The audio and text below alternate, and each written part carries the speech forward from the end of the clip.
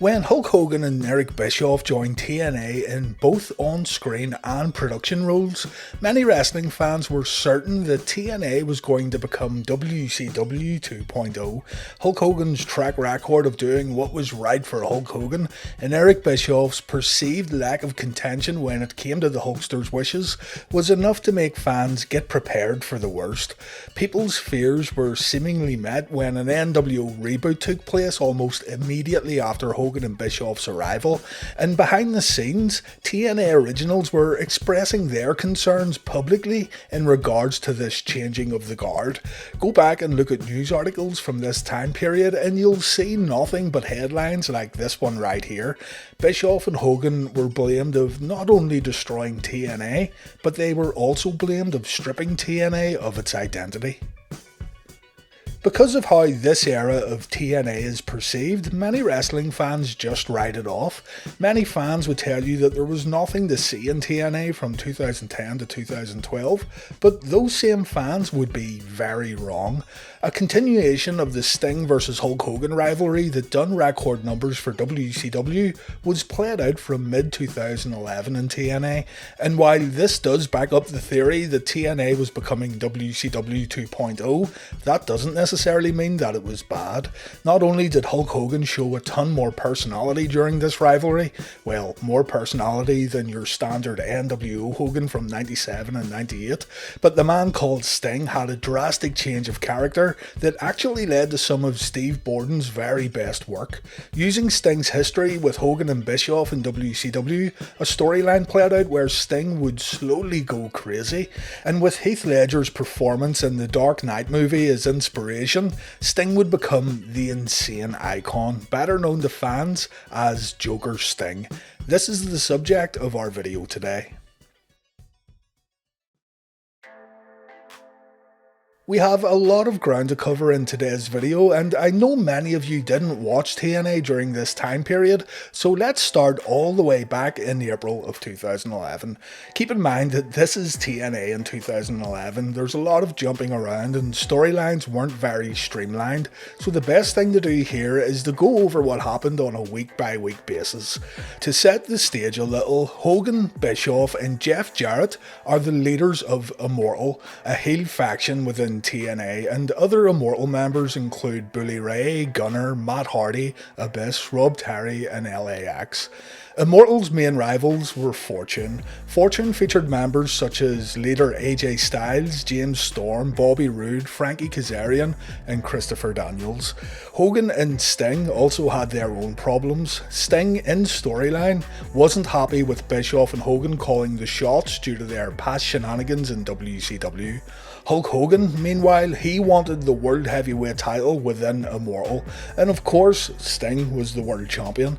At TNA's Lockdown pay-per-view in April of 2011, Sting would defend the TNA World Heavyweight Championship against Rob Van Dam and Mr. Anderson inside a steel cage. And before the match, RVD got a message that he should accept Hulk Hogan's offer. RVD had no idea what this offer was supposed to be, but you can put two and two together here. During the cage match, Hulk Hogan offered a lead pipe to RVD. Hogan wanted Van Dam to hit Sting to get the world title, and this would grant Van Dam access to the Immortal faction. RVD threw the pipe away, but Mr. Anderson picked it up, and Anderson used the weapon on Van Dam. This created an opening for the Stinger. Anderson takes the Scorpion Death Drop, and Sting left Lockdown 2011 still the TNA champion. On the next episode of Impact, Hogan called out Rob Van Dam.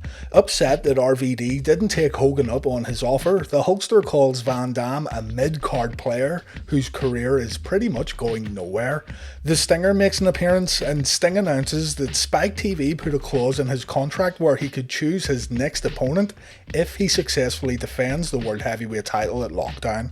Sting selects Rob Van Dam, so RVD vs Sting is booked for Sacrifice. Later Later in the evening, Sting has a match with Matt Hardy. Sting makes his way to the ring, but he's suddenly stopped in his tracks by Immortal. Fortune comes out to deal with Immortal, allowing Sting and Hardy to begin their match on the rampway. Before he could get in the ring, Gunner hit Sting on the leg with the lead pipe. Matt Hardy focused all his offense on Sting's injured limb, but the Icon still came out on top, defeating Hardy with the Scorpion Death Drop. After the final bell, Mr. Anderson shows up. He hits the mic check on both Sting and Matt Hardy, and Anderson makes it clear that he wants Sting one-on-one and he wants the world title. In a backstage promo later in the evening, the Stinger said that Mr. Anderson is now his immediate focus. The next week on Impact, the show kicks off with Mr. Anderson showing up in his brand new truck. Anderson was very proud of his new ride, so you can imagine how he felt when Sting smashed the windows and windshield with his baseball bat. Later in the evening, Sting talked about a truck being in the parking lot and how someone had left the windows down. Mr. Anderson marches to the ring holding Sting's baseball bat, and he asks Sting if it was the Icon who smashed his windows. Sting denies it. Anderson asks Sting again and again if it was he who smashed the windows. Sting repeatedly says no. Finally, Anderson says he has footage of Sting vandalizing his new truck, and Sting then decides to admit it. Anderson says he can make all these problems go away if Sting selects him for the title shot at Sacrifice instead of Van Dam. RVD comes out, and Van Dam tells Sting to do what he needs to do to get rid of Anderson, and while the Stinger doesn't take the title shot away from RVD at Sacrifice, he does grant Anderson a title shot in the main event of Impact. Hulk Hogan comes out, and because Hogan has the power to book matches too, the Hulkster adds Bully Ray to the main event. During the match, the referee takes the Stinger splash, and this allowed Bully Ray to hit Sting with the lead pipe. Fortune's AJ Styles hits the ring, and he goes after Bully Ray. Sting is then able to use the lead pipe to his advantage, and Sting pins Bully Ray to win the match. Anderson wasn't pleased with this outcome, naturally. On the 5th of May 2011 episode of Impact, it was announced that a network executive would be showing up in TNA. Hulk Hogan and Eric Bischoff had no idea who the executive was, and they wanted answers from Sting. Sting somehow knows who this new person of power is, but the Stinger tells Hogan that all will be revealed next week. Throughout the show, Eric Bischoff and Hulk Hogan try to work out who it could be, and in a callback to an infamous WCW incident that involved Eric Bischoff, Eddie Guerrero, and a cup of coffee, Bischoff throws coffee over Brian Kendrick when Kendrick, Amazing Red, and Generation Me asked for more opportunities within TNA. At the end of the show, Bischoff and Hogan find the words "You're next" spray painted on the Hulkster's car, leading to Hogan and Bischoff assuming that Bill Goldberg is the network executive. As Hogan and Bischoff drive away, the camera cuts back to Kendrick, Generation Me, and Amazing Red. They're all laughing. It was they who spray painted "You're next" on Hogan's car. The next week, Ric Flair, another member of Immortal, made his return to the Impact Zone. Hogan and Bischoff naturally thought that Flair was the executive, but Rick says it's not him. Later in the broadcast, Bischoff, Hogan and Flair come to the ring. Flair gets rid of Suicide by kicking him in the balls, and Hulk Hogan calls out the executive. Out walks Mick Foley. Yes, Mick Foley is the network executive. Mrs. Foley's baby boy announces that things are going to change in TNA. He changes the name of the whole company from TNA to Impact Wrestling, and he also announces a Battle Royal. The winner of the Battle Royal will face either Sting or Rob Van Dam for the world title after the Sacrifice pay-per-view. This Battle Royal is also notable because it includes the Impact in-ring debut of China, but in the end, Mr. Anderson became the #1 contender after he eliminated Bully Ray to win the Battle Royal. Anderson said after the match that he is the Sting what the US Navy SEALs were to Osama bin Laden. This episode of Impact was taped the day after bin Laden was caught, by the way, and Sting says that he's happy for Mr. Anderson, but the Stinger also looks forward to shutting Anderson up inside the ring. That is, of course, if Sting can beat RVD at Sacrifice. RVD vs Sting was a good match, but Van Dam came up short. Mr. Anderson provided commentary for the main event bout at Sacrifice, and he managed to stay out of the match. Sting got the win with a Scorpion Death Drop, and after the bout, the two men shook hands. Mr. Anderson and the Stinger had a stare down before the show came to an end, so now we get settled in for a Sting vs Anderson rivalry, and boys, some of the work these two done together was truly phenomenal. On the next episode of Impact, it looked like the classic surfer Sting was making a comeback when we saw Sting walking around in his vintage yellow and blue gear, although we didn't see Sting's face. Later on, Sting appeared in his black Scorpion gear, so this confused fans. What was going on here? The cameras would cut back and forth showing modern Sting and classic Sting. Later in the broadcast, the Stinger cut a promo where he said his focus is now split between Anderson, Hogan and Bischoff, but at Slammiversary, Sting will take care of Mr. Anderson once and for all. The lights go out in the Impact Zone, and when they come back, Sting is standing face to face with himself. Classic Sting and modern Sting are both in the ring. The classic Sting hits the Scorpion Death Drop, and it turns out that this classic Sting is, of course, Mr. Anderson. The next week on Impact, still decked out in the Surfer Sting gear, Anderson held the Scorpion sit-down show. Disco Inferno was Anderson's guest on the Scorpion sit-down. Disco thought he was showing up to put over Sting, but Anderson reveals that this whole segment was put together to bury Sting. Disco refuses to talk bad about the icon, and in a legitimately hilarious moment, Disco asks Anderson why he refers to himself as an asshole when, in reality, he's just a dick. Anderson attacks Disco and Sting runs in for the save. Hunt this segment down though, it's definitely worth your time. You may be wondering at this point what all this has to do with the Joker version of Sting, but Anderson mocking Sting would send Steve Borden over the edge. What I'm covering right now is extremely important when it comes to understanding the full picture. The 2nd of June 2011 episode of Impact would again feature Mr. Anderson dressed up in Sting gear, and again Anderson wanted to poke fun at Sting's legacy. Anderson convinced Eric Young to dress up as the Great Muta in order for Anderson and Young to relive Sting's storied rivalry with the Pearl of the Orient. Young reluctantly agreed, and Young performed in the ring as the not-so-great Muta against Mr. Anderson. Anderson made a joke of the match. Young tried to walk away, but a slap in the face fired Eric up, and we ended up getting a good bout here. The not-so-great Muta ended up spraying green mist in Anderson's face, and Young picked up the win. The real Sting came out to help Young when Gunner made an appearance after the final bell. On the same show, Eric Bischoff was served legal papers. Eric thought he was getting fired, but the papers actually revealed that Mick Foley had been relieved of his network executive duties. Okay, so here we go. The next week on Impact, Hogan and Bischoff were gloating about Mick Foley getting fired. Apparently, the network now has 100% confidence in Hogan and Bischoff, and the two men called Sting and Anderson to the ring. Hogan tells both men that their upcoming title match will be clean. There will be a clear winner, and there will be no interference. Hogan had made this promise to the network, so there would apparently be no shenanigans at Slammiversary. Anderson tells Sting that there's going to be a new champion crowned at the pay-per-view, and Anderson drops the mic when Sting reaches out for it. Sting says he can't lose the title because he's the only man who can stop Eric Bischoff and Hulk Hogan from running Impact Wrestling into the ground. Sting then tells Hogan he needs to stand up to Eric Bischoff. Bischoff is an infection, and Hogan needs to take the scalpel from his pocket and cut away the cancer. Sting's overall tone was very different here, but it's what happens later in the broadcast that got people talking.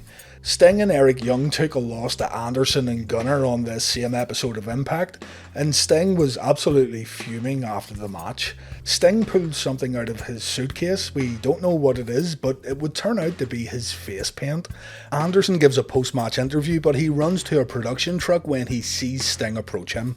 Sting goes into the truck and he destroys Anderson. Sting is angry that Anderson has been mocking him and his legacy these past few weeks, and the Stinger has had had enough. In the middle of this beatdown, Sting grabs his face paint and he paints a smile on his own face, a smile that looked just like the Joker's, and Sting then smears the paint all over Anderson's face.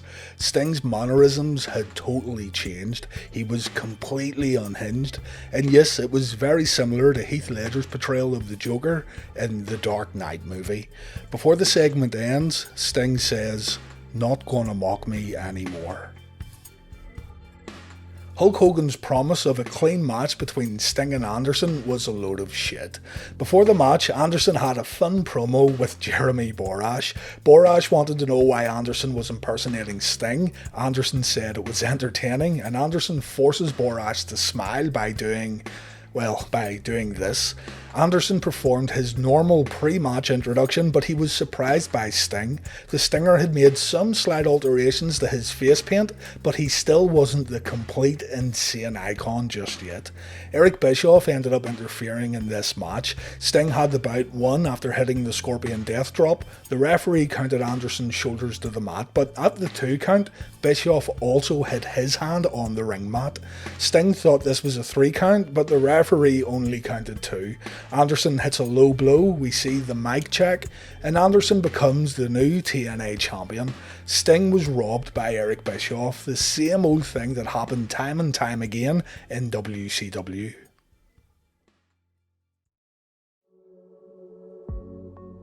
So now you have the complete backstory. It was important to go over this instead of starting right off at Slammiversary, because the story of Sting versus Anderson and Sting versus Bischoff and Hogan were both equally important. And again, I know a lot of my viewers weren't big TNA fans, but they are huge Sting supporters, so it's best to gain a full understanding before continuing on. The 16th of June episode of Impact would see Sting completely snap, and it was Hulk Hogan who felt the wrath of the icon. Sting was standing in Hulk Hogan's office, and Hogan agreed to give Sting a rematch for the world title. Hogan says that he and Sting go way back, and because of their history in WCW, the Hulkster will commit to Sting's contract. Sting says he once respected Hogan, and plenty of WCW superstars looked up to the Hulkster, but Hogan's true colours always come through in the end. Sting says that Hogan is leaving behind a tarnished legacy for his children, Brooke and Nick, and this gets Hogan fired up. Sting laughs at Hogan like an absolute maniac, asking if he just hit a nerve. Hogan demands that Sting gets out of his office, but Sting sweeps everything off Hogan's desk before asking Hulk if he wants to wear a mask. Sting then paints the Joker's smile on Hulk Hogan. Absolutely fantastic work here from the man called Sting. While the insane icon would be just that, completely insane, Sting would also add elements of comedy to this new character. On paper it sounds like a bad idea, but in execution Sting pulled it off incredibly well. Joker Sting was easily one of the most entertaining characters in Impact Wrestling, and it was all thanks to how Steve Borden played the role. The next week, for example, Sting made fun of Eric Bischoff for cussing at him and hurting his feelings. Sting had a great deal of difficulty taking anything Eric Bischoff said seriously, but at the same time, Sting was also really menacing. Eric Bischoff booked a match between Abyss and Sting, and while the Stinger was more than happy to step into the ring with Abyss, the icon also told Bischoff that he had to pay a price. Bischoff takes the Scorpion Death Drop before getting paint smeared all over his face. Bischoff also gets put in the Scorpion Deathlock, and all Sting could do was laugh. Later in the evening, Sting got himself disqualified during his match with Abyss. Sting used a barbed wire glove on his opponent, a weapon that Abyss introduced to the match by the way, and Mr. Anderson watched from the rampway as Sting violently destroyed his opponent. On the 30th of June episode of Impact, the Stinger decided to play games with Hulk Hogan. Sting's voice led Hogan to a TV screen. On the screen we saw the back of Sting's head. Sting asked Hogan if he was nervous, because he should be. The Stinger reveals himself and Hogan looks pretty upset with how this is all turning out. Fed up with playing games, Hulk Hogan went to the ring and he called out Mr. Anderson. The Hulkster gives Anderson two options, either join Immortal or lose the world title by going it alone. Before a clear answer is given, Sting appears on the big screen.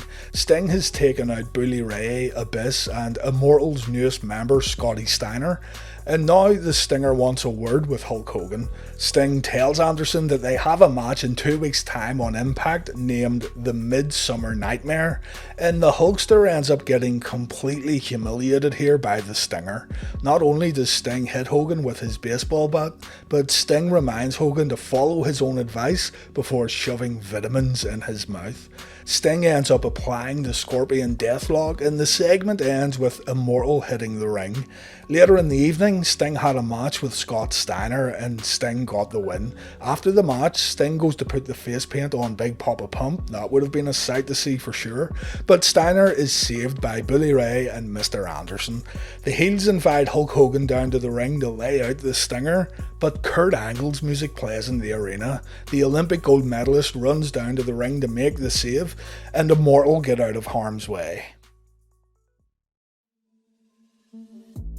This brings us then to the 7th of July episode of Impact. The show opens up with Immortal standing in the middle of the ring and Bully Ray calls out Mr. Anderson.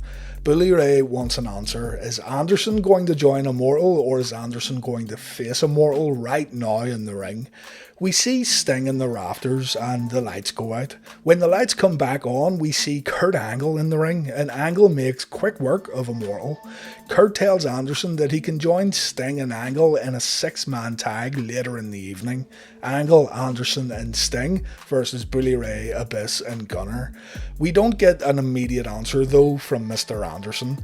We do get another excellent backstage segment a little later on though. Sting is lying on the top of some lockers and he's singing his own version of Eye of the Tiger. Kurt Angle shows up and he asks Sting if he's okay. Sting says he's great, he's getting his world title back next week in the Midsummer Nightmare match.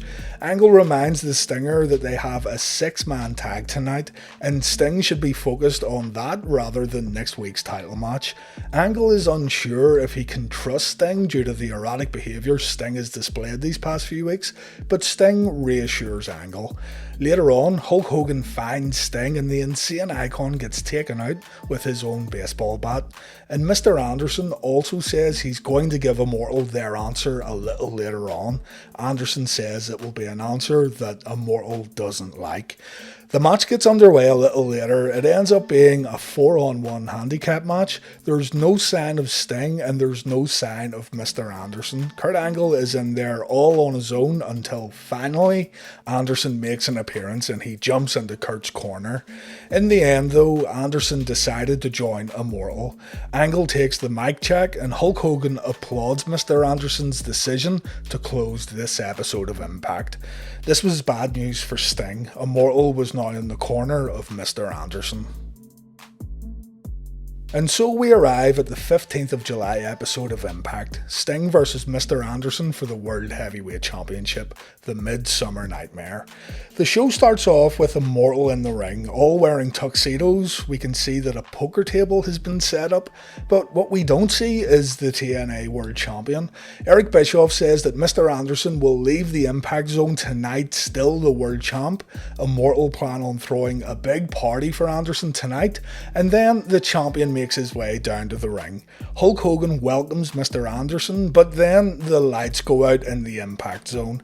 When they come back on, the Stinger is set at the poker table. Sting not only promises to win the world title later, but he also promises to give Impact Wrestling back to its rightful owner, Dixie Carter.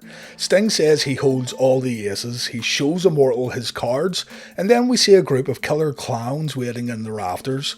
Sting tells Immortal that he's going all in tonight. He flips the table, the lights go out, and Sting has vanished. A little later, Kurt Angle reveals that he's been given a title shot at the Hardcore Justice pay-per-view being held on the 7th of August. Angle says he's keeping a close eye on tonight's Sting vs. Anderson match. Throughout this episode of Impact, Sting's killer clowns attacked members of Immortal. Jarrett, Abyss, and Scott Steiner all got taken out, and after Gunner gets attacked, the clowns reveal themselves to be none other than Christopher Daniels, Kazarian, James Storm, and AJ Styles. Fortune are supporting Sting in his match with Anderson. Sting comes to the ring for his title match, and do make sure you check this one out. One of the good things about Impact Wrestling is the fact that many of their classic matches are available on YouTube. Anderson is in control for most of the match. The men use each other's finishers, with Anderson applying the Scorpion Deathlock and Sting performing a mic check, but the match takes a bad turn when Brian Hebner gets knocked out of the ring. Sting applies the Scorpion Deathlock, Anderson taps out, but there's no referee to call it. Bully Ray shows up and Sting gets taken out. Ray takes his chain as Anderson holds the icon up. Just as Bully Ray goes to hit Sting, the lights go out, and when they come back on, a killer clown is stood in the ring. Bully Ray gets hit before the lights go out once again. When they come back on, Anderson is in the ring all alone, and the mystery man is stood on the ramp. Sting takes advantage, we see the Scorpion Death Drop, and Sting reclaims the World Heavyweight Championship. The clown reveals himself on the ramp. It was Kurt Angle who helped the Stinger. And this is where we end today's video. This is going to be a two-parter, I'm afraid. I was hoping to get everything into one video, but there's still a lot to cover, and I've already went way over time. Hopefully though, for fans who didn't watch Impact back in 2011, you now have a good introduction to the Joker Sting character. For fans who lived through this, I hope you enjoyed reliving this era of Sting's career. We aren't done yet though, there's much more to cover, and I'm going to begin working on part 2 right away, so the very next video uploaded on this channel will be the conclusion of the Joker Sting saga. Thanks for watching, and I hope you join me for part 2.